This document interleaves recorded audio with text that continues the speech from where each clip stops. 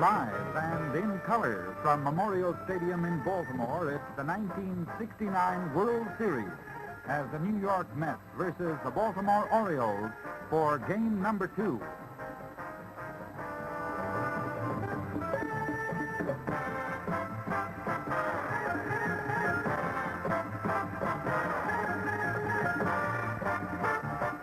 Now, here are today's commentators, Kurt Gowdy and Tony Kubek. Another beautiful sun-bathed afternoon here in Baltimore. Temperature in the 70s, just a slight breeze, and a perfect day for baseball again. I'm Kurt Gowdy. This is Bill O'Donnell, a broadcaster of the Baltimore Orioles. And down in the stands to roam to bring you highlights, and special guest will be Tony Kubek.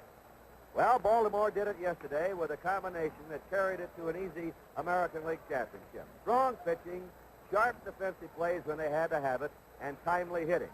The Mets, of course, hope to split now in the enemy ballpark and then go home with 3 games starting in New York on Tuesday at Shea Stadium. We have 2 left-handers pitching today. One of the bright young stars of the New York Mets, Jerry Koosman, is going to be going.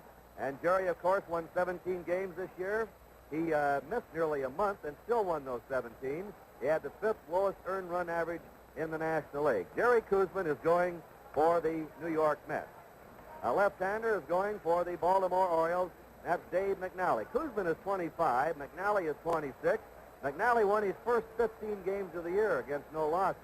Then went on to post a record of 20 wins and 7 losses. The last time he pitched in a World Series, he shut out the Dodgers 1-0. And just a week ago today, he shut out the Minnesota Twins in 11 innings, winning 1-0, giving up just 3 hits. Those are the pitchers. The weather's great. And now to tell you more about the game, here's Bill O'Donnell. Thank you, Kurt. I think Mets fans, and I'm sure the Met ball players, can take a little bit of heart from a World Series standpoint if they just look back to what happened a year ago. The home club a year ago, namely the Cardinals, won the first ball game. Then the Tigers came back and they won the second ball game behind Lolich. Additionally, the Mets can take heart from how Seaver and the relievers handled the power of the Orioles here yesterday, namely Blair, Frank Robinson, Powell, and Brooks Robinson, limiting those 4 power boys to only 1 base hit in 15 times at bat. As far as our ballpark here at Memorial Stadium in Baltimore is concerned, you remember that yesterday we commented that although it is only 309 feet down both the left and the right field foul line, this indeed is a tough park in which to pull. Yesterday, convincingly, there were really only 2 balls that pulled with conviction. The home run by Buford down the right field side and the sacrifice line drive to left field by Weiss in the 7th inning, which produced the only net run. Yesterday, really pitching predominated more than did the hitting. Well, Tony Kubek has a guest downstairs, and let's go down to Tony right now. Thank you, Bill. We're standing here in the commissioner's box with Commissioner Bowie Kuhn, and right to my right, Joe DiMaggio, a name that I think everybody remembers. And, Joe, this has been quite a year for you. Named on the all-time great team, it's been some summer. Well, it certainly has, and thanks so much, Tony. The thing is, I wish we had been in the World Series, but here I am attending it and I'm enjoying it. Joe, you, of course, viewed this Baltimore Orioles ball club all year long in your capacity as a vice president with the Oakland A's. What are your impressions of this ball club? Well, they're an assured ball club. I have never seen a more confident one. I have seen them all year. The thing that impresses me more than anything else is the fact that they will make a physical mistake every so often, but no mistakes they do not make. They know just when to run, they know when to make the cutoff plays. They do it all very well. Their pitching, we know without a doubt, is very fine. What about this Mets ball club? Have you seen much of them this year? Well, I haven't seen too much of them. I saw some of the playoff games, and I'd have to say that Gil Hodges has done just a fabulous job in getting this young team together. The most outstanding thing that they have in their ball club, naturally, is their pitching. You have to give that catching a little credit, too.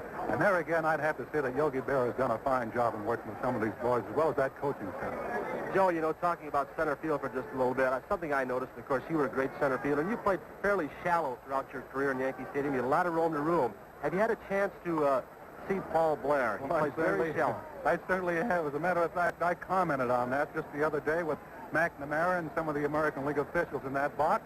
And I said, that man plays an awful shallow center field. Let's load it up there while a line drive certainly can go over his head. And at that time was a critical point. There was 2 men on base. He does play an awful shallow center field. Now, let's talk a little bit about the third baseman for this Baltimore ball club. You've seen some great third basemen and played with some, too. What about Brooks Robinson? What about the play he made yesterday? One of the finest, I think, that I have seen in all my baseball years. I didn't get to see Robinson too much up until the time that I went to spring training with the Yankees, and I saw a lot of Boyer.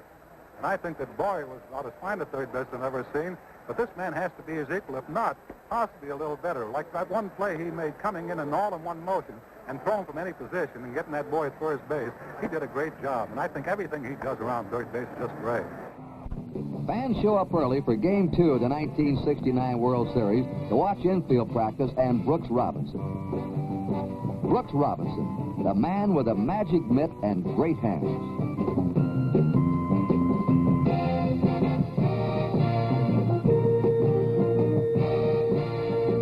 The American League's annual Golden Glove winner explains his game-saving play on Rod Gaspar. Well, I think the secret of the play is to keep in mind that you cannot look at the runner, and if the ball has stopped or is coming to a halt, always use your bare hand. And consequently, when I feel the ball with my bare hand, I always come up and throw overhand.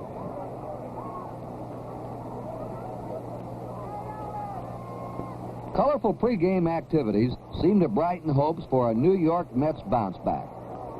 Rooting for the Mets to get even, St. Louis manager Red Shandy, the great Stan the Man Musial, National League President Warren Giles, and the owner of the Mets, Mrs. Joan Payson. Starting pitchers are left-handers Dave McNally and Jerry Koosman. Mrs. Babe Ruth, accompanied by Ted Williams, Commissioner Bowie Kuhn, and Joe DiMaggio, throws out the first ball.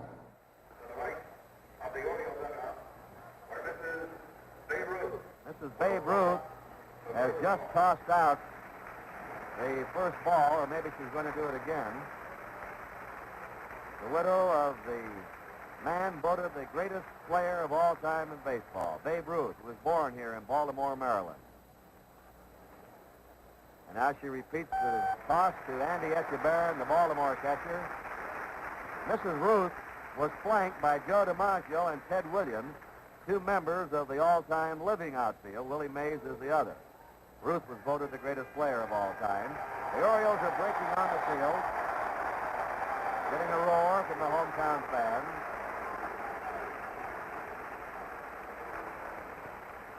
And we're just about ready to go now for Game 2, and here to set up the Baltimore defense and take you into the opening 4.5 innings of play-by-play, Bill O'Donnell. Thank you, Kurt, and hello again, everybody. It'll be Boog Powell playing at first base this afternoon for the Orioles. And at second base, chatting with the second base umpire, that is Dave Johnson. At shortstop, man with a very good glove, like Harrelson of the Mets, this is Mark Belanger.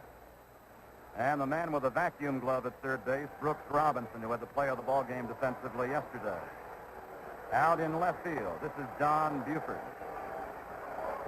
In center field, the man of whom Joe DiMaggio spoke so glowingly a couple of moments ago, Paul Blair. The right fielder is Frank Robinson.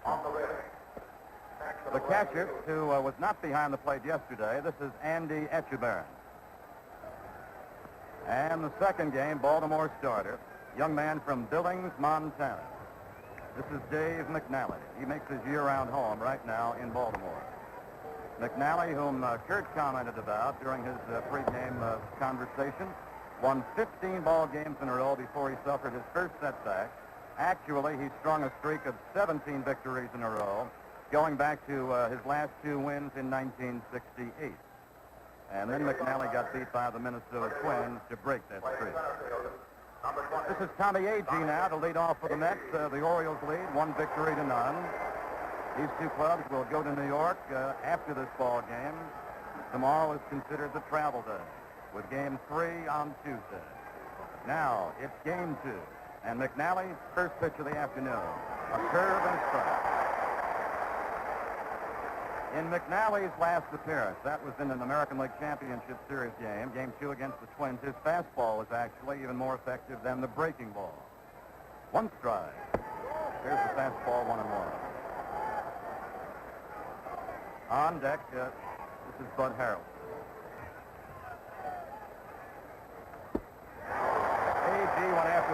outside fastball, a ball and 2 strikes. Agee extremely aggressive, and he'll go for that outside pitch.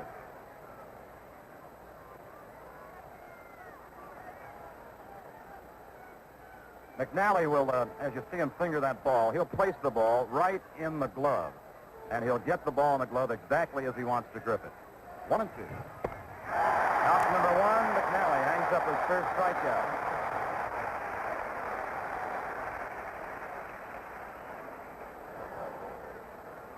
Harrelson went 1 for 3 in yesterday's opening game of the series, and those are his stats for the season. He sprays the ball, moves the ball around the outfield and the infield quite a bit.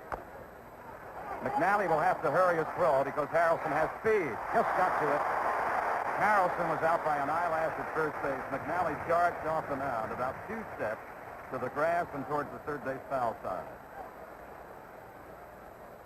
The Met coaches at the top of the screen. The third base boss is Eddie Yost, and there's the likable Yogi Berra, the boss at first base. And here is Cleon Jones. Jones went 1 for 4 yesterday against Cuellar. Number 21, Cleon Jones. Powell has a chance over by the box seat. And that retires the side, 1-2-3. And so at the middle of the first inning, the score is the Mets nothing with the Orioles coming to bat. Here's the way the Mets now will set up defensively behind left-hander Jerry Koosman. Don Clendenin, the New York first baseman. At second base, the clever fielding Al White. And a young man with a lot of range at shortstop to the holder back a second. This is Bud Harrelson, the shortstop. Third baseman for Gil Hodges is Ed Charles. Out in left field is Cleon Jones.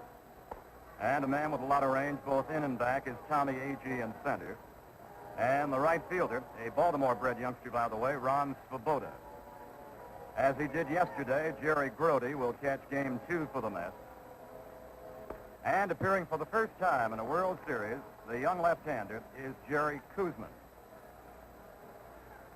Koosman goes 6'2", 205 pounds, and this is how Koosman fared during the Mets' pennant-winning 1969 season. He won 17 overall, and he lost 9. Koosman, like McNally, leans on fastballs and good breaking stuff for his outfit. And the figuring before game time is that Koosman perhaps has the better fastball than McNally, that perhaps McNally has the better breaking pitch than Koosman. Koosman's having trouble getting that mound to his liking. He's been scraping on it and digging and pounding out there. Every pitcher has his own feeling of the pitching rubber and how comfortable he is on his step-off. All right, Kurt, here is Don Buford, who led off yesterday's ball game on the second pitch with a home run. He bats from either side. Strike 1. Of course, he swung left-handed yesterday to get that first inning home run, and he drove over 2 of the Orioles' 4 runs yesterday. The breaking ball, it's a ball and a strike. The let-up, and it had the plate but a little bit high. 2-1. 2 balls and 2 strikes. On deck, this is Paul Blair. Koosman had quite a record down in the minors a couple of years ago before being called back up for good by the big club. 2-2. Got him on the fastball right into his hand. So Koosman, as well as McNally, both picked up strikeouts against leadoff batters. And these are Mets fans and their biggest fans. Their owner, Mrs. Joan Payson.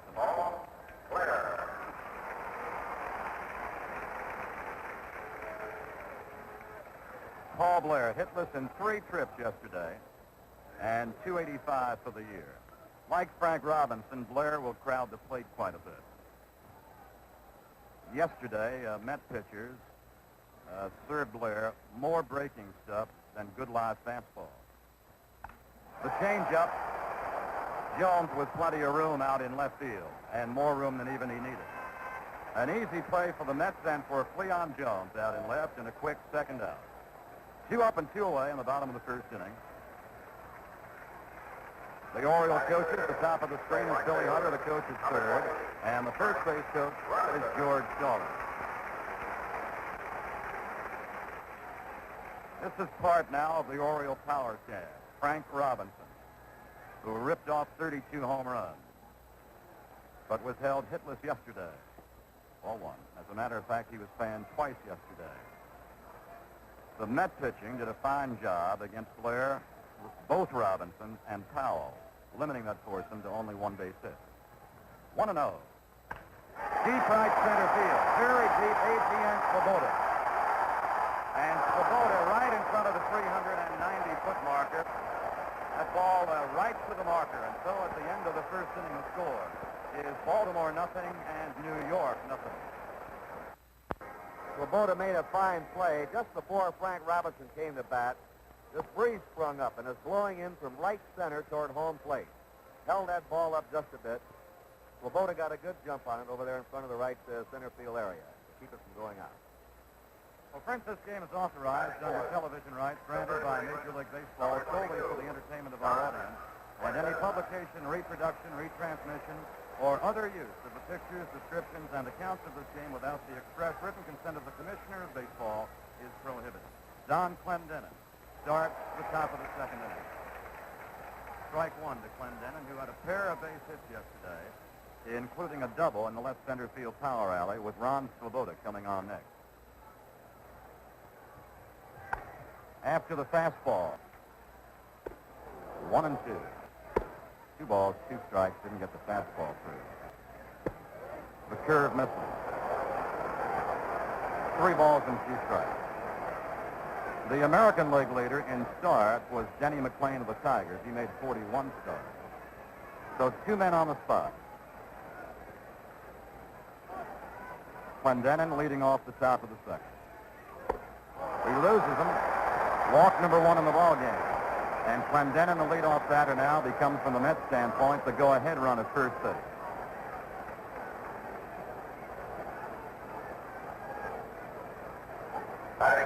Well, the Orioles have been in 5 World Series games, 4 in 1966, 1 yesterday. They've never lost a series ball game. Here is Ron Swoboda. Powell holds. Clendenin is leading. 1-1. Should be playable by Powell. He's got a high sky in front of him also.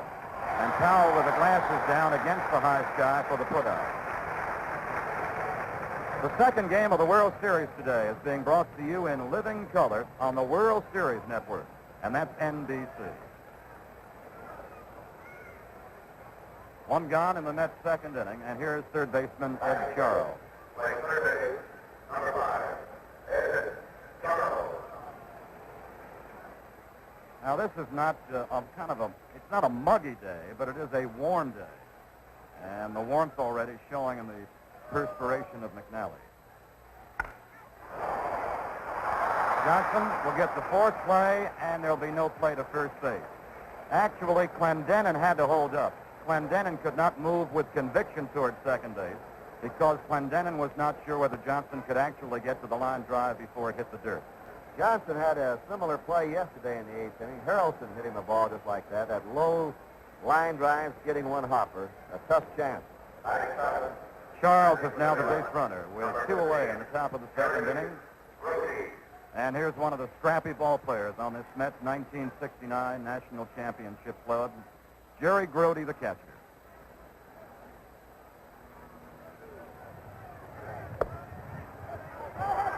On the way to second is Charles, and pulled down by Johnson. Etchebarren had some trouble. Etchebarren had some trouble on the loose ball, and I think Weaver is complaining to Sikori that Etchebarren was impeded and blocked by Grody. I think Weaver is complaining that Grody got in the way of Etchebarren. I wonder if he's going to show us that little smile. Bill, there he goes back to the dugout. He has sort of an angelic smile he gives the umpires, and it's become irritating around the league. Well, it's just his manner. He's a rookie World Series manager. Has done a great job with these Orioles. Never played in the major league. Belanger or Blair should get to it, and they're going to give it Blair coming in and facing it. Blair for the putout in shallow center field. And so at the middle of the second inning, the score is New York nothing Baltimore, nothing. Tony Kubek is ready downstairs with an interesting guest. Tony, whom do you have? Thank you. I've got Mrs. Babe Ruth down here. Mrs. Ruth, it was quite a thrill for you this year, I think, during the summer to receive those awards for the Babe, wasn't it? Well, it was the greatest honor ever bestowed upon Babe. And really and truly, I was speechless. I was so happy, and he could only have been here to receive them, but it was just great, Tony. Mrs. Ruth, you know the Babe, I guess, having spent his boyhood in Baltimore, had a real warm spot for this town, doesn't he? Yes, he always considered Baltimore his own, although he played most of his career in New York City. Baltimore was always nearest to his heart. Mrs. Babe Ruth, thank you so much. Nice to see you out at the ballpark. Okay, Tony. Look, I'll see you again. Thank you very much. Now let's go on back upstairs. Thank you, Tony Kubek and the lovely Mrs. Babe Ruth. In the bottom of the second inning, the ball game is scoreless. And here's the man they consider the Babe in Baltimore, Powell with the big bat. That let-up curve.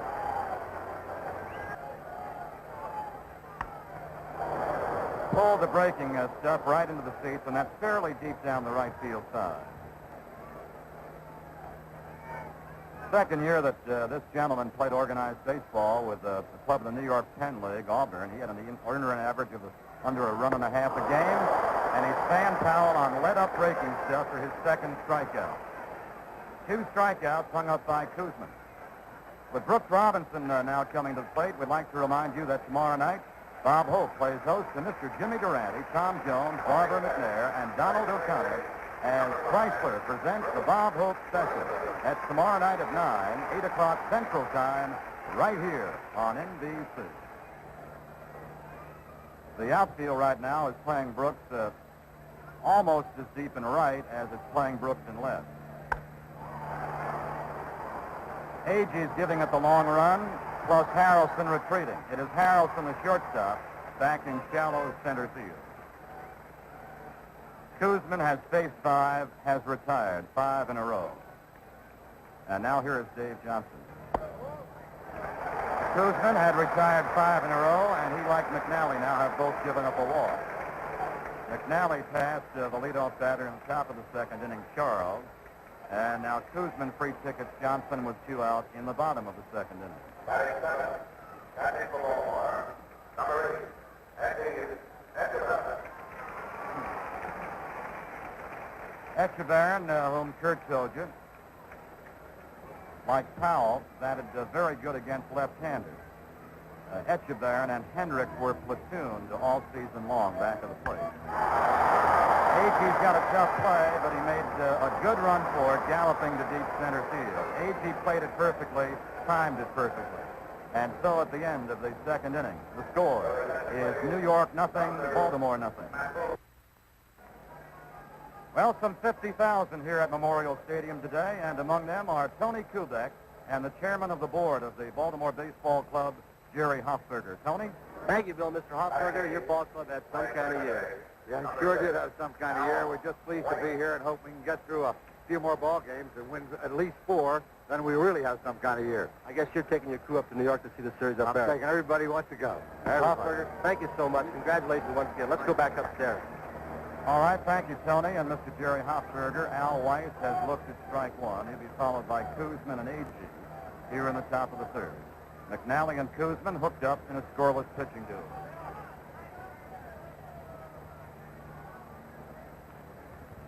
The fastball, he got it for a base hit right down the pipe and belt high. Weiss got his kind of pitch and has drilled it for a base knock. That is the ball game's first base hit. So in the third, like the second, the Mets have the leadoff batter aboard. Charles drew a walk but was left. Actually, he was not left stranded, but eventually Charles was left stranded. Here's Jerry Koosman. He throws left, but that's from the other side. He had 4 base hits with the bat during the regular season. Weiss at first, nobody out. Robinson creeping up from third. Strike 1 to Koosman. Brooks still creeping up, getting all he can. It looked like Koosman wanted to bunt the ball towards first baseman Boog Powell. They expect the bunt. And it was foul tipped off the throwing hand of Andy Echeverria. Or no, it was missed off Etchebarren, but with a runner occupying first base, the ball obviously then was not touched. Or if it was touched on the second strike and it was fouled off, that's the reason Koosman has gone back to the dugout. That's the Oriole trainer, Ralph Salvon, with manager Earl Weaver, finding out just how much the foul tip on the second strike bothered Etchebarren. Here it is. You ever see a catcher, an old catcher's hands? That's ticked off the bat. Number 20. Well, they take a beating behind that plate with that bare hand. One away now as Koosman tried to bunt on the second strike, fouled it off, and that will be a McNally strikeout. That will be his second strikeout. One away, top of the order, and here is Agee.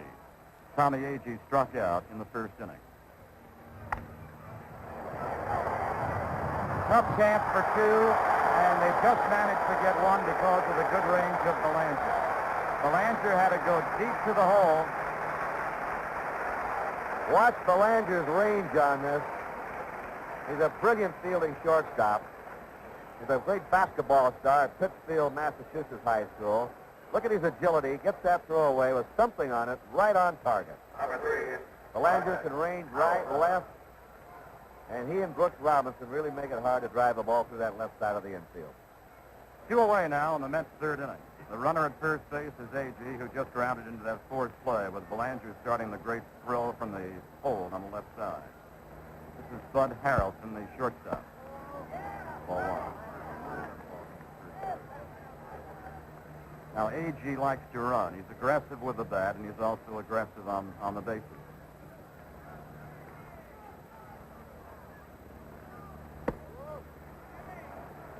Two and 0 to Harrelson. Fastball was too tight, 3-0. McNally right now is having his very first struggle situation of the ball game.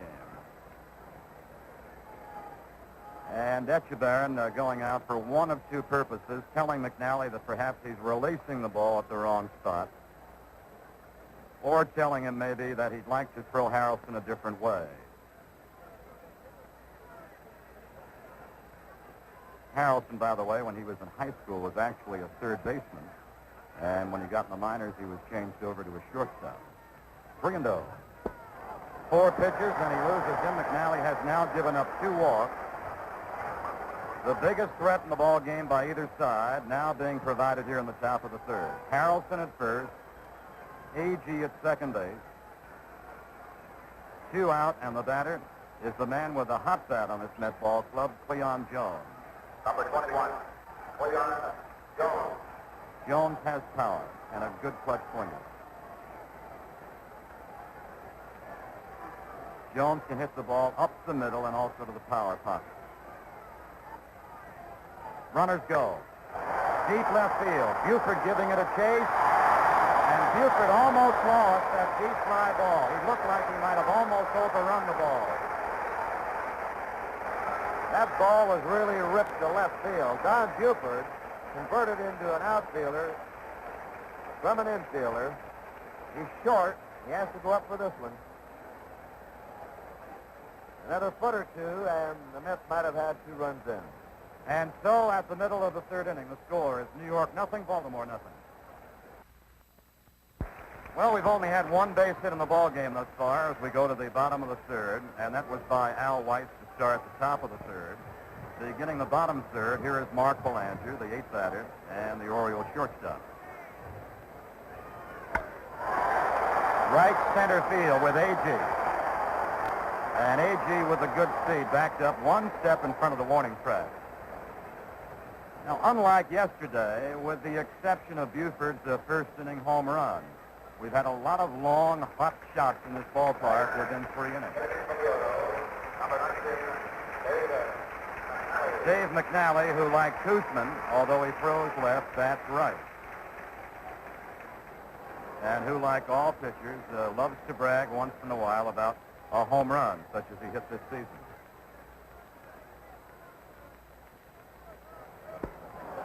Koosman hangs up his 3rd strikeout and his 2nd out in the bottom of the third. In the first 9 batters, the Orioles have had only one base runner. That was Johnson with a 2-out walk last inning. Here's Buford, one of the hitting heroes yesterday, and provided them with great strength as a leadoff batter all season long. 2 out, no score. Oh, what a magnificent play by Harrelson. Magnificent. Well, we've seen 2 brilliant plays by these shortstops, Belanger, and now Harrelson comes up with one. Watch his dive for this one. A sensational stab here by Harrelson. Caught that ball about 6 inches off the ground, held on to it, even though his impact could have jarred it loose. And so at the end of the 3rd inning, the score is New York nothing, Baltimore nothing. In slow motion, it looks as though Harrelson doesn't have a chance.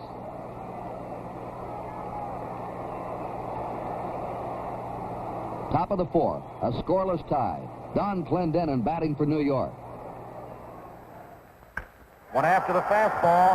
Frank Robinson's got a tough play to the fence in right field, and the Mets have gone ahead 1-0. That's almost in the same spot where Buford hit his home run yesterday for the Orioles. Clendenin with opposite field power just cleared the fence in the right field in front of the auxiliary scoreboard. Clendenin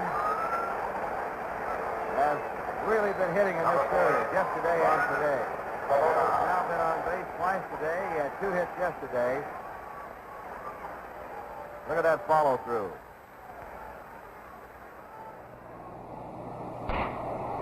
Don tags it, and the Mets take the lead 1-0. That home run, incidentally, ends a streak of 23 scoreless innings compiled by McNally in postseason competition. And incidentally, Dave McNally also had 12 scoreless innings during World Series competition snaps. 1 ball, 2 strikes to Swoboda. On deck is Ed Charles. 2-2. Still riding 2-2. McNally has his 3rd strikeout and his 1st out in the top of the 4th inning. Well, Tony getting ready to talk to the very attractive Mitzi Gaynor, and I'm sure Tony's looking forward to that. Ed Charles. Ed Charles is the batter. The fastball. Belanger's got to make a hurried throw, and he got him by 1 stride. That was the chopper, and Belanger had no trouble bringing it down, but realizing that Charles has a pretty hot feet and speed down the first base side, had a hurried throw.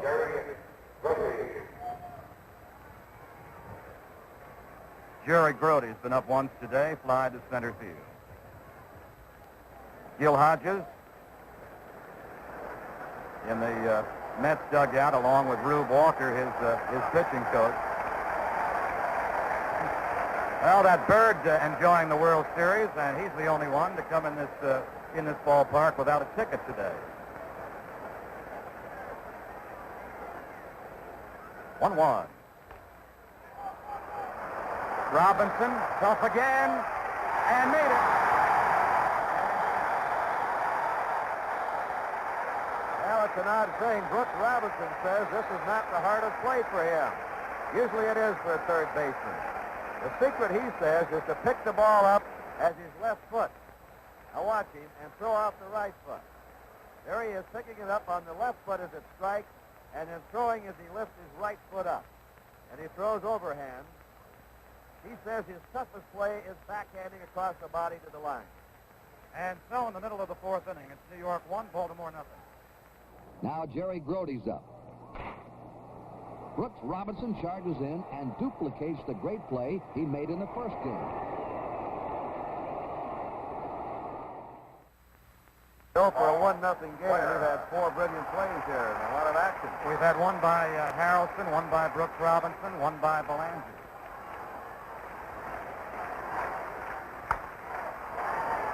This should be played by Harrelson or Weiss. It is Weiss waving off A.G. Number 20, Frank Robinson. Tough play for Harrelson, but he has a good range. Right back at second base. Another good range defensive play by Harrelson. 2 away on the bottom of the 4th inning. Harrelson, before that ground ball off Robinson's bat, had shaded the hole a bit. He was not blocking the hole, but was shading it. Powell fanned against Kuzman in the 2nd inning. Orioles batting in the bottom of the 4th.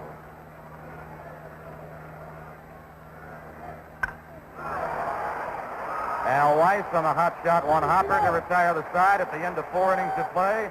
It's New York 1, Baltimore nothing. Thank you, Bill. I've got Mitzi Gaynor down here. Mitzi, how are you enjoying the ball game? Oh, I think it's marvelous. Of course, the World Series is about the most exciting event of all sports of the year. You know, you're going to have a chance tomorrow to show some people all over the country a special. Mitzi Gaynor special. Is it a good show? Oh, well, we think it's a good show. You're being too modest. Knocking on wood right now. I hope everybody enjoys it. It's on. Who's going to be on the show with you? Ross Martin is on the show with me, and he's one of the co-stars of the Wild Wild West show, and he's a brilliant man. I couldn't be more excited about him, and he does a wonderful, wonderful job in the show. Mitzi Gaynor, what time is this going to be? And it's tomorrow night, isn't it? It's tomorrow night, yes. It's October the 13th, and it's on 10 o'clock Eastern Standard Time and 9 o'clock Central Time. Mitzi Gaynor, thank you so much. You've added a lot to the ball game, especially for me. Thank you so much. Thank you. 2 strikes Let's to go on Al back Weiss. upstairs. 2 strikes to Al Weiss, and it stays there on the riding foul ball back to the screen. Weiss had a base hit to begin the top of the 3rd.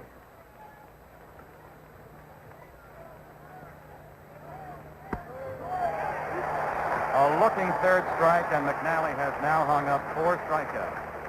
McNally, during the regular season, in more than 230 innings of work, fanned 166 American League batters. And the applause from, naturally, a partisan Baltimore crowd, but a very good round of applause, is for this strong New York Mets pitcher, Jerry Kuzman. 2 strikeouts in the inning, 5 strikeouts for McNally, the 2nd time that he's fanned Kuzman. Now McNally will go against the top of the Mets order, Tommy Agee. Fastball is strike 3 looking. He got it right to his letters. McNally fanned the side. And so at the middle of the 5th inning, the score is New York 1, Baltimore nothing. Tony Kubek has another guest downstairs. And Tony, whom do you have? Thank you, Bill. Down here with me, Sandy Koufax, and I think, Sandy, we're seeing quite a pitching duel. We are, Tony. I think they're both capable of that. Mickey and I talked about it on the pregame show. They're both great pitchers. I said Kuzman was going to have to do a better job. He couldn't do an equal job because I felt that Baltimore had a better ball club, and so far he has. You can't fault anything Jerry's done. He's done a great job. Sandy, early in the ball game, Frank Robinson hit a ball in right field. It looked like it was going to go out, and the wind seemed to hold it up. Well, I think the wind is blowing in a little bit from right today. If you hit the ball high, it's going to keep it. It's not going to get out. The ball Clendenin hit was a line drive. Brooks Robinson grounding out from 3rd to 1st with Charles to Clendenin. And now let's turn over this NBC microphone to Kurt Gowdy. Thank you, Bill. Robinson had previously flied to center.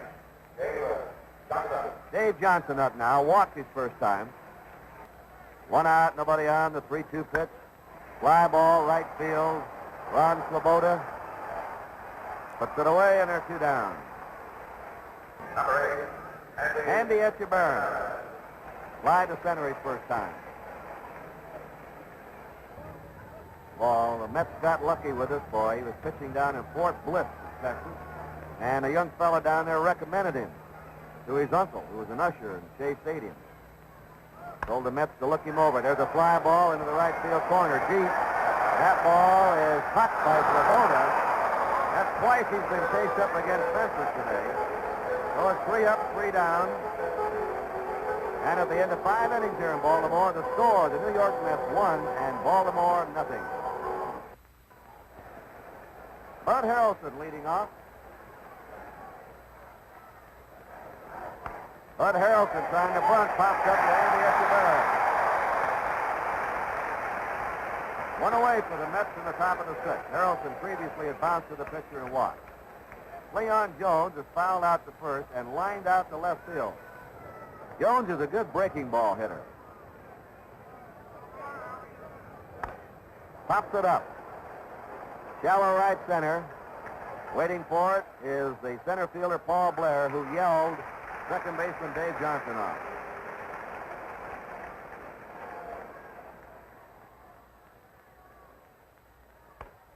Ground ball to second. A big hop to Dave Johnson, and the Mets are quickly out 1-2-3 in the top of the sixth inning. At the end of 5.5 innings to score, the New York Mets won, and the Baltimore Orioles nothing. The Birds have one of the best ground crews in baseball, or is it the best looking? 13-year-old Linda Wareheim has a dusting routine midway through the game that completely charms the Mets third base coach, Eddie Yost. Linda almost has Eddie rooting for the Orioles. Almost.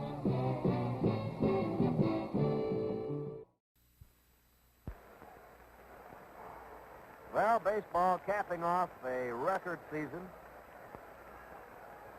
with innovations this year, new divisional play, championship series playoffs, and its all-time attendance record. And culminated in the World Series here with Game 2 in Baltimore, moving on to New York Tuesday afternoon at Shea Stadium. Gentry for the Mets, Palmer for the Orioles. And we'll be on the air on NBC at 12:30 Eastern Daylight Time next Tuesday afternoon. Mark Belanger, the last of the sixth inning, flied out his first time. The fastball is slide to right. Swoboda, one down. And let's see, Swoboda now has had 4 putouts. And 11 in a row now have gone down. Since Dave Johnson walked in the second, he's the only man to reach base so far for the Orioles. Dave McNally getting in line as he comes up.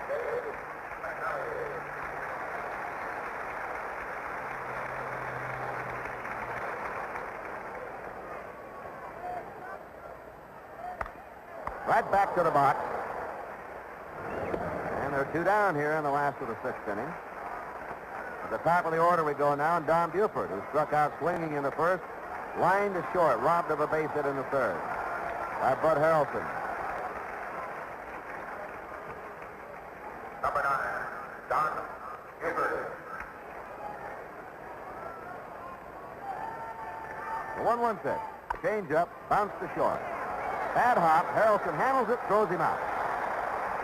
And for the first 6 innings of this game, Jerry Kuzman has pitched a no-hitter. At the end of 6, the score, the New York Mets 1 and the Baltimore Orioles nothing. Let's go down to Tony. Thank you, Kurt. Got Mickey Mantle down here, and Mick, it looks like Jerry Kuzman is throwing the ball right by these Orioles hitters. Well, he has real good stuff. I guess he's got a no-hitter up until right now, and from down here he looks a lot better than he did. I was out in the truck, in the NBC truck, watching him a while ago, and he looks a lot better from here than he did out there. He's got a pretty good curveball too. He has. He's got good stuff, and he's not giving them anything good to hit, and this is a tough ballpark to score in anyway. So it looks like it might be a long day for the Orioles. Mickey Mantle, thank you so much. Let's go back upstairs.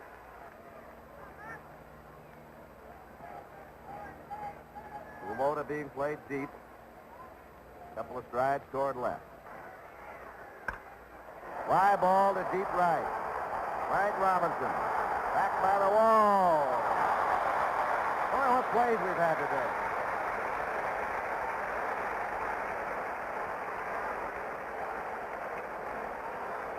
Kurt, Frank had a little bit of trouble with the sun and with the high sky of which it's close, but he had the ball in range all the way.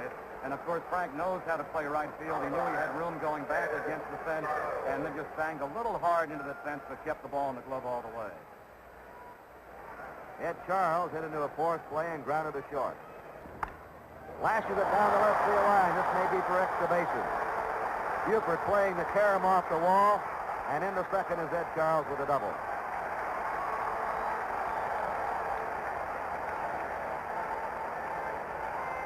The Mets now have 3 hits. The Orioles no hits. They catcher the Mets, Dave Grody, fly to center. Hit a slow roller to Brooks Robinson and made another one of his special plays on. Dave McNally from the Big Sky Country of Montana.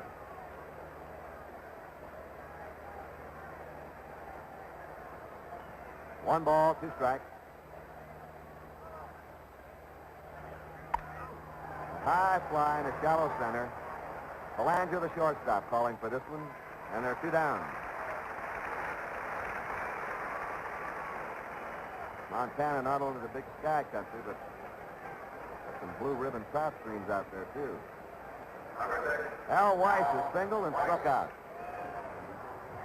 They're going to put Weiss on, and they'll pitch to Jerry Kuzman. The Mets will have runners on first and second. Jerry Kuzman getting a big hand for his brilliant pitching here today. Number 30 minutes, Jerry. He's a lifetime 062 hitter. There's a home of Kuzman, the banner. Morse, Minnesota. His father is sitting out in that delegation. The delegation is 12. Kuzman has struck out twice. Ground ball to second. Johnson's throw to Powell, and the Mets are out in the top of the second. No runs, 1 hit. There were no errors, and 2 men left. At the end of 6 1/2, it's New York 1 and Baltimore nothing. Tony Kubek again. Thank you, Kurt. Down here with me, Joe Garagiola, one of the funniest people anywhere, not just in baseball. Joe, Kuzman's firing the ball by everybody. I tell you, he makes the catcher look awful smart by the way he's pitching. He's changing speeds, and the toughest job for any catcher today is to remember what finger he puts down because he's not going to make any mistakes. I think his ability to change speeds has made his fastball so effective, and he's just been a tremendous pitcher, obvious by the scoreboard. Joe, being based in New York, you've had a chance to see this Mets ball club all year long. They do have more than just pitching, don't they? No question about it. I think they've got good defense, and they don't make that many mistakes. They don't beat themselves. They make you lose to them. Plus, they've got a good tallier leading them, Gil Hodges. Gil Hodges, and I can't forget my man at first base, Yogi. He's the secret weapon. Joe Garagiola, thank you so much. Right now, let's go on back upstairs. Joe will be on the Today Show Monday morning and through the week, covering the World Series for NBC. Game 3 will be on Tuesday on NBC, starting at 12:30 Eastern Daylight Time. Ball Blair, cycling hard. Blair slide to left and popped up. World Series report starts at 12:30 with Sandy Koufax, Mickey Mantle, and Ginny Simpson. Frank Robinson on deck, and then Powell. Curve. There's the first base hit of the game for the Baltimore Orioles. Kuzman loses his no-hitter.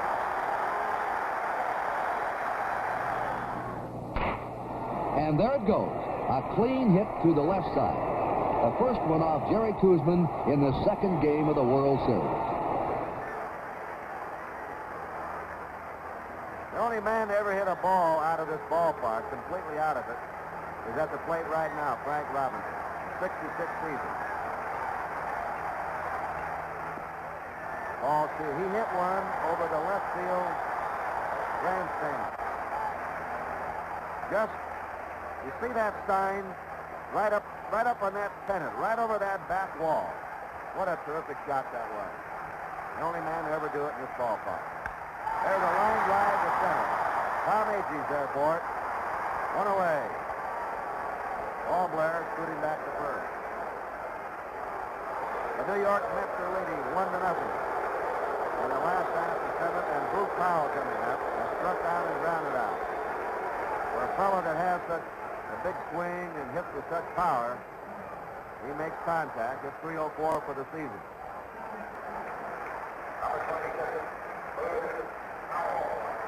Powell got a big hit for the Orioles this year in the 9th inning of the opening game against Minnesota in the playoffs. Pops it up. Bud Harrelson, the Mets shortstop, waiting for it. Squeezes it out, number 2. And here's Brooks Robinson. You know, he knocked in 84 runs during the year. When you consider hitting behind Powell and Robinson, who cleaned the bases a lot. It's quite an RBI total. There goes the runner. The throw by Grody. There, steals second.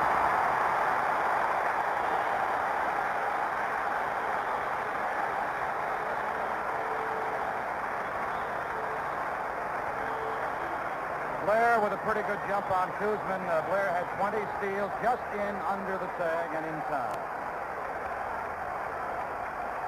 Now the Orioles have the tying run at second, 2 down. A 1-1 pitch to Brooks Robinson. Base hit. This is going to be a tie game. Running in the score is Paul Blair, and it's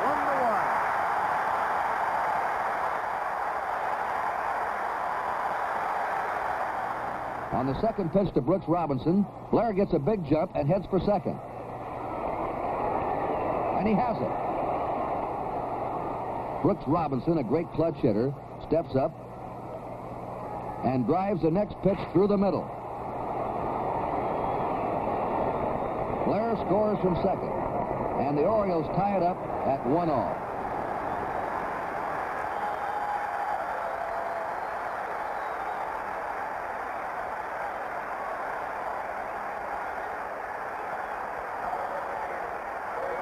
Single, a stolen base, and a single have given the Orioles their first run. Dave Johnson has walked and flied to right. What a stop by Ed Charles Forceway. Another brilliant play in the game. Sensational infielding today on the part of both ball clubs. Here comes now the fourth brilliant play we've had by infielders. Charles got his glove down just in time. He had the glove down, the ball right in the glove, then he had to straighten up and make the strong throw over to first base. Over to second base, rather, for the fourth play. So the score at the end of 7 innings is tied. New York 1 and Baltimore 1. Even in slow motion, that ball looks like it's hit like a bullet. But Charles snares it on the bounce.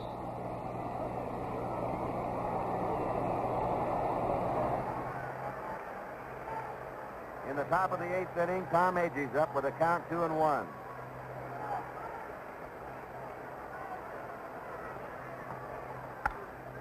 Hit hard to short. Art Belanger over to Bruce Powell, and there's 1 out. Dick Hall, a right-hander, warming up. Right after today's World Series game, stay tuned for American Football League action. You'll see one of the following games, either New York Jets at Cincinnati, Houston at Kansas City, or Oakland at Denver. Bud Harrelson bounced to the pitcher, walked and fouled to the catcher. 0 for 2.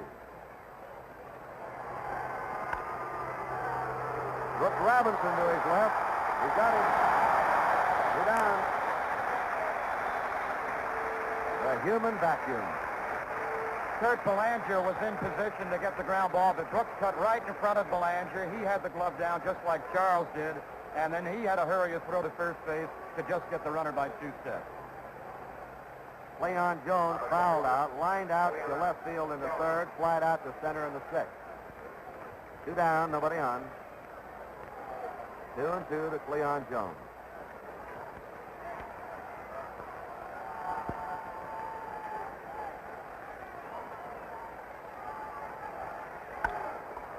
Fly ball to deep right. Frank Robinson drawing a beat on it. And the Mets are out 1-2-3 in the top of the 8th inning. At the end of 7.5, the game is tied 1-1. Cincinnati, birthplace of professional baseball, was also the site of the first World Series game. Chester Allen Arthur was president of the country when on October 6, 1882, the Chicago Colts National League champs clashed in an unauthorized series with the Cincinnati Red Stockings. Way back to 1882. And of course, this is baseball's centennial year. Andy Etchebarren has flied to center and flied to right. Ball 1. On deck is Mark Belanger. Then the pitcher, Dave McNally.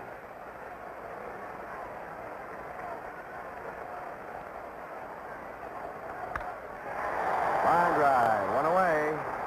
Al Weiss making the play. We've had a lot of balls hit hard, even though it's a 1-1 ball game. Mark Belanger slide to center and fly to right.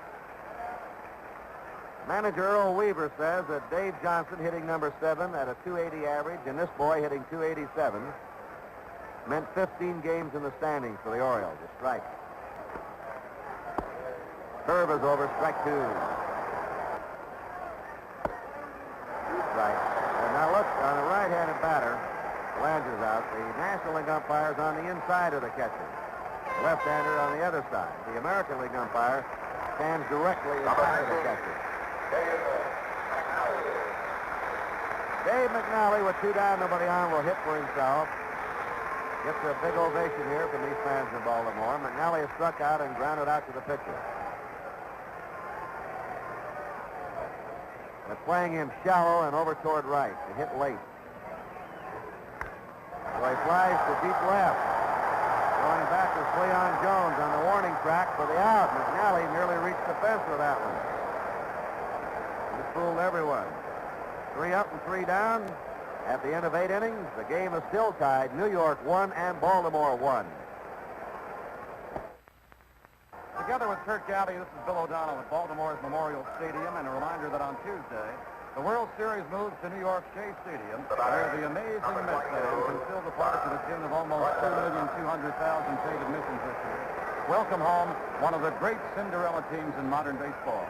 And that should be a great ball game. You'll see it all happen on NBC beginning at 12:30, 11:30 Central Time, Tuesday. Here's Kurt Gowdy. Don Clendenin has walked, hit a home run to right in the 4th, grounded out in the 6th. Fouls it away. Frank Robinson's having some troubles with his left leg. I think he hurt it bumping into the wall on a catch earlier in the game, and they've been working on him in the Baltimore dugout. I think it's his left leg. He might have bruised it. Clendenin, Swoboda, and Charles for the Mets here in the top of the 9th. Strike 2.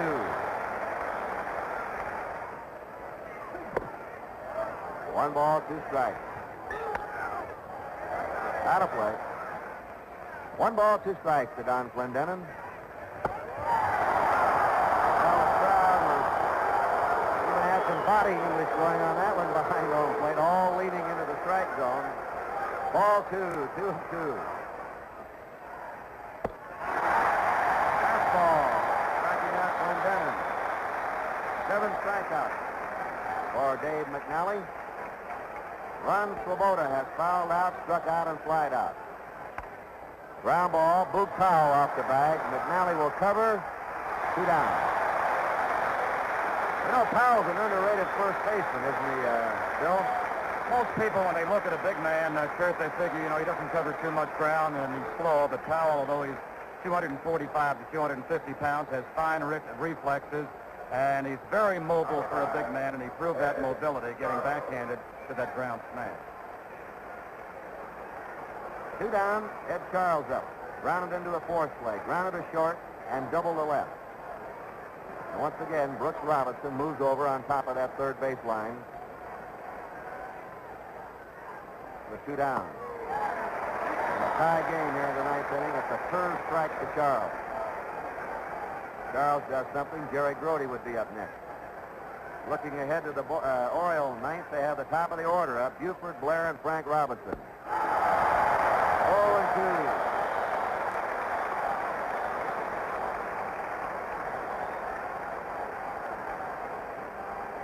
The Mets are warming up. Tug McGraw in their bullpen.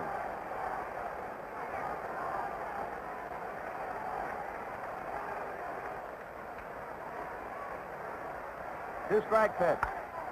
Bounding ball into left field. Charles has his 2nd hit in a row. Buford throws into Dave Johnson. Now the Mets have 4 hits. The Orioles 2 hits. And Jerry Grody, the batter. Fly to center. Rolled out to 3rd and popped to short. There goes Charles. There's a base hit to left. Charles is coming around to 3rd. The throw goes into 2nd. And the Mets have runners on 1st and 3rd. In the Mets' top of the 9th with 2 down and the score still tied at 1-1, Ed Charles shows he can do things with his bat, too. The Mets finally hit a ball past Brooks Robinson and now have the possible go-ahead run on first base. With a count 2-2 and Jerry Grody batting, Gil Hodges puts on the hit and run. Grody finds the same hole, and Charles wheels all the way to 3rd on the single to left. And now George Bamberger, the Oriole pitching coach, is going to the mound. There's nobody warming up right now in the Oriole bullpen. He may just be coming out to talk to McNally.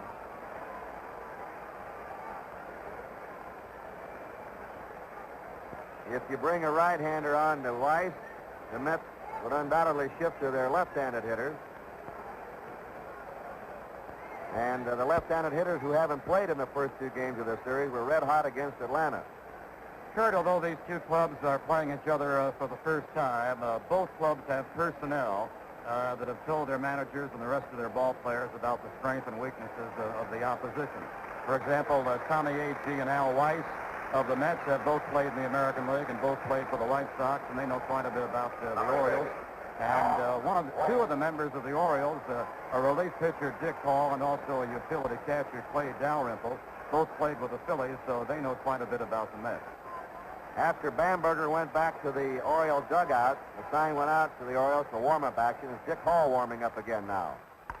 There's a base hit to left. Coming in to score Charles, and the Mets take the lead 2-1. 3 hits in a row for the Mets.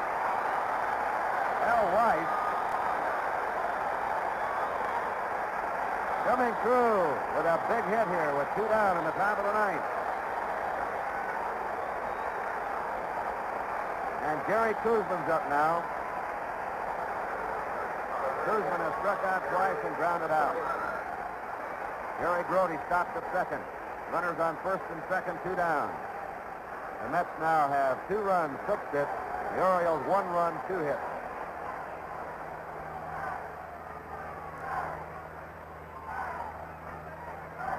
The 2-2 pitch. Slow roller. Belanger charging. Throws him out. But the Mets had 1 run, 3 hits in a row. There were no errors and 2 left. We're going to the last of the 9th inning with a score. New York 2 and Baltimore 1. McNally now faces Al Weiss, one of the Mets' modest heroes. Base hit. Ed Charles comes home, and the Mets are back in front 2-1. Kuzman ends the Mets' ninth as he bounces out. Belanger to Powell. McNally, who's pitched a fine game, needs runs as the Mets lead 2-1. Don Buford leads off for the Baltimore Orioles in the last of the ninth. He has struck out, lined to short, and grounded out. He'll be followed by Blair and Frank Robinson. Gary Kuzman had a no-hitter for 6 innings. The first hit off him was by Blair in the 7th. Brooks Robinson singled Blair in, and those have been the only 2 hits in the game. Pop-up in the right center. Swoboda calling for it. And there's 1 out.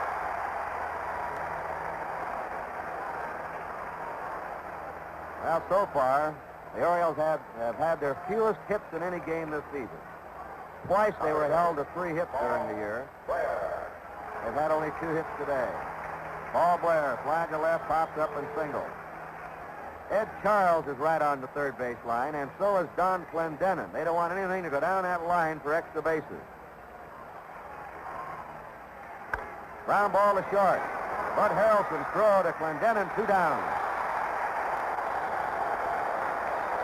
The Orioles' last chance now is Frank Robinson. Fly to deep right center in the first, grounded to short in the 4th, and fly to center in the 7th.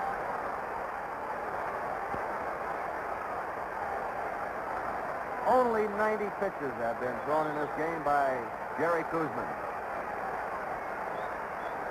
And now they're going to put 4 outfielders against Robinson. Al Weiss is going out to left field, the second baseman. In the left center goes Jones. Agee goes to right center, and Swoboda's in right field. 4 outfielders are now defense. Gil Hodges did this against certain dangerous long ball hitters certain times during the season. So a special defense of 4 outfielders and 3 infielders now aligned against Frank Robinson. Trying to keep the ball from going in the gaps or in the corners. Gil Hodges sitting down. He hasn't made many mistakes this year. Ball 1. Strike 2. 1 ball, 2 strikes to Frank Robinson. Kuzman throwing just as hard now as he did in the first inning. 1 ball, 2 strikes.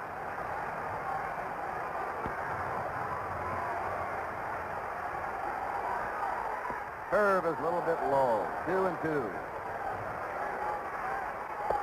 3-2.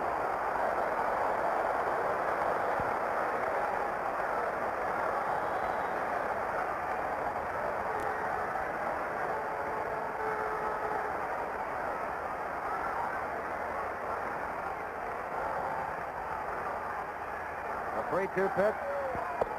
He walked him. The Orioles have the tying run on. Now Al White is going to have a runner for Frank Robinson, who has a bad leg, evidently. Rettenmund is coming in to run for Robinson at first. Al White comes from left field back to second base. Merv Rettenmund now running at first. And Frank Robinson, who's hobbled evidently with a bad left leg. You can see him limping as he goes into the dugout. Rube Walker's gone out to talk to Kuzman. Don Clendenin's there on the mound.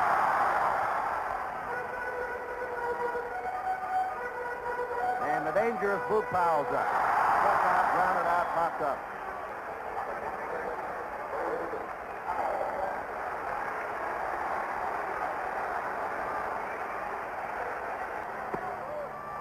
Ball 1, coming in with that crossfire delivery against the left-handed batter. Trying to hold Rettenmund close.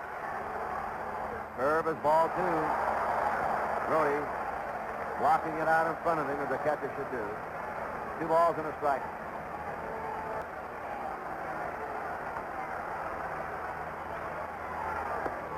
Three and 1. Now Ed Charles wants to come over and talk to Kuzman. He's pitching fine, of course, to Frank Robinson and to Powell. You have to.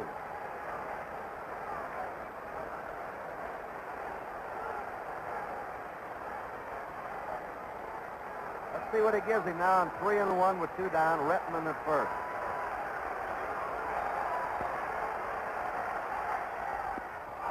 Pickleball. Foul tip. 3 and 2. 2 down. Rettenmund will be running on the pitch.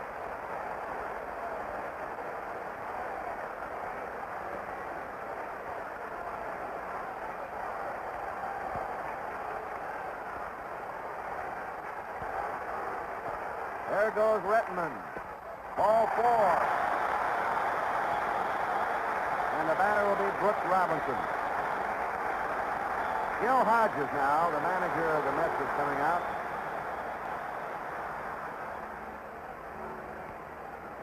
This is where the managers earn their money right now with the decision. Leave him in or take him out. He's going to take him out, and Ron Taylor. Ron Taylor is going to come in to pitch to Brooks Robinson. He should get a tremendous ovation, Kuzman. What a game he pitched here today.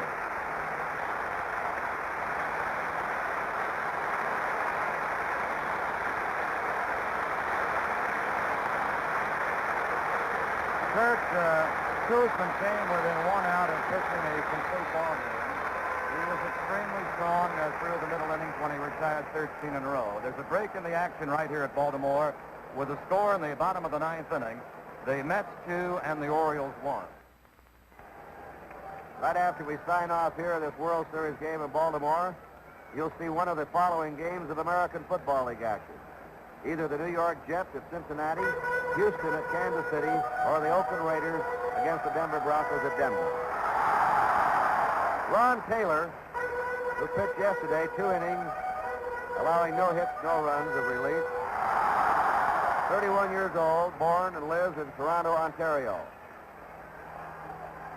He won 9 and lost 4 for the Mets this year, has 13 saves, and an earned run average of 2.72.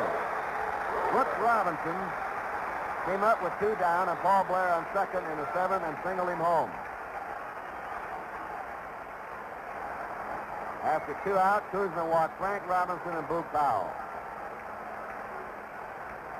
Well, the Mets are still trying to get this last out. It's always the hardest one. They nearly hit him. Ball 1 to Brooks Robinson.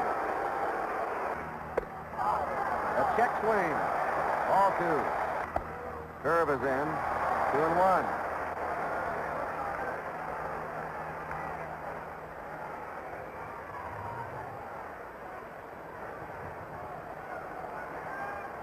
You may be saying to Taylor, you better get down a little bit, those pitches. Been up high to Robinson.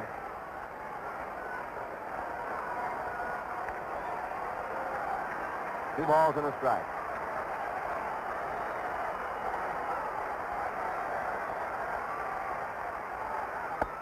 Three and one.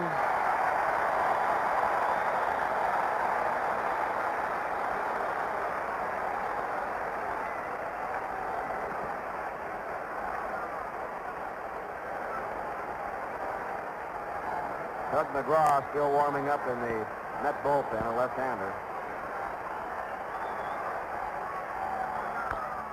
Robinson swinging at an outside pitch. That looks like ball 4 for sure. 3-2 now, 2 down. The runners will be going. Redmond at second. Powell at first. He said, let's go. 3-2. We're going.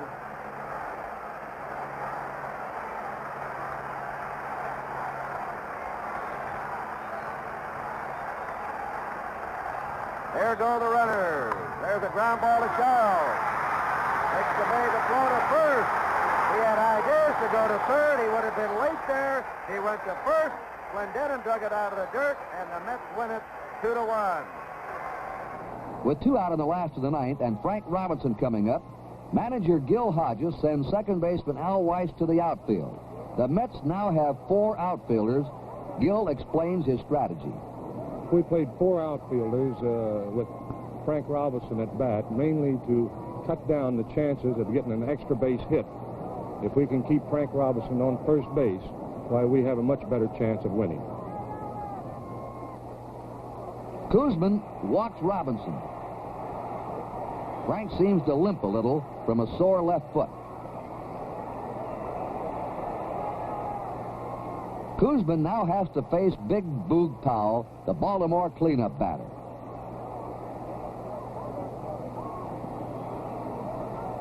Powell walks. The tying run goes to second. Powell's on first, and the always dangerous Brooks Robinson coming up. Out of the dugout comes manager Hodges to replace Koosman. The young left-hander expresses his feelings at this moment. I was a little depressed not being able to finish the ball game, but after I heard all the applause, it kind of left my mind, and I was real thankful just to be able to play in a World Series. As Ron Taylor comes in to relieve, the situation is ticklish for the Mets. Brooks Robinson's the batter. Powell's on first, and pinch runner Marv Redmond is on second. On the 3-2 pitch, both runners are going. A ground ball to third. Ed Charles makes a split-second decision, goes to first. Out! The game is over. The Mets win it 2-1, their first World Series victory. And the series is now tied at 1 game apiece.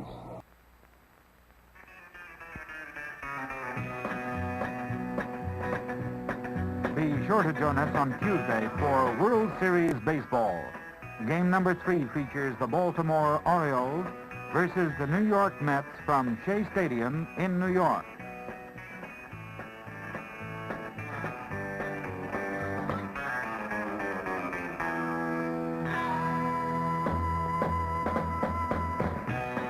World Series Baseball has been a CBC TV Sports color presentation in association with NBC Sports.